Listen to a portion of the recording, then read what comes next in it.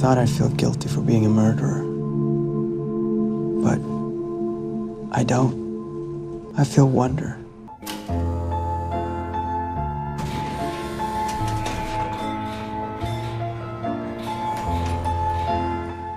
Let's be honest, arcades should be dead.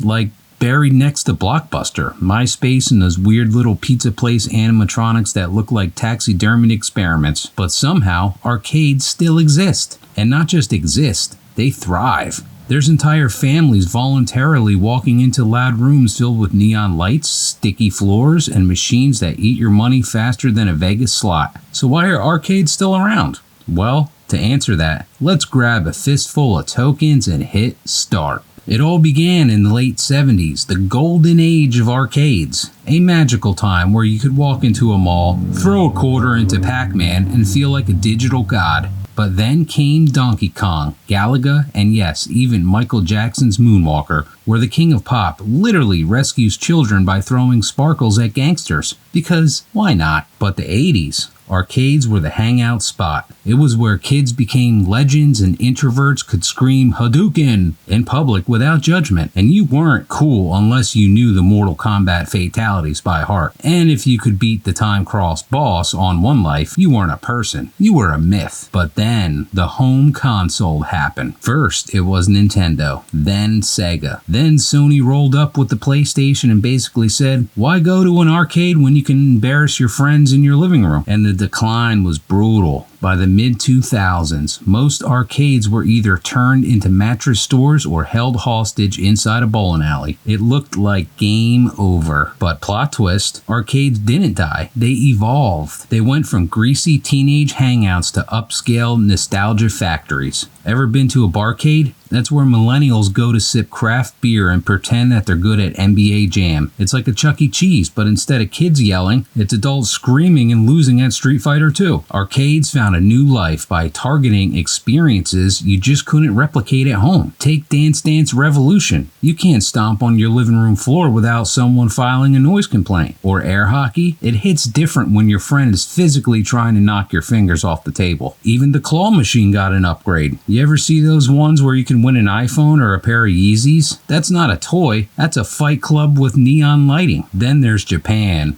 Oh man, Japan didn't just keep arcades alive, they gave them a loyalty card. Multi-level skyscraper arcades in Tokyo are still packed. We're talking simulators that put you inside Gundam, rhythm games that require Jedi-level reflexes, and yes, people still playing Moonwalker. Bless their sparkly souls. But why are arcades still emotionally sticky? Simple. They're time machines. Walk into one and boom, you're 10 again. Sweaty palms, blinking screens, and a line at the Simpsons machine. And the smell of burnt popcorn and soulful dread. Arcades also tap into some kind of primal competition. You could be the quietest kid in school, but if you top the leaderboard in Galaga, your name, well, your initials, live forever. And it's probably something like ass, because you were hilarious at 12. And let's not ignore the social magic. Unlike online gaming where your opponent is some anonymous rage monster named XX69 Sniper God XX, arcades put your competition right next to you. You could trash talk in real time. You could watch somebody melt down in person after losing to your high score. That's community, baby. So no, arcades aren't dead. They just shapeshifted. They're retro. They're niche. They're weirdly emotional, but they're not going anywhere. Because every time you step into that noisy, glowing chaos, it's not just about playing games, it's about feeling something. And sometimes that feeling is just the joy of wasting $20 to win a stuffed Pikachu with one eye.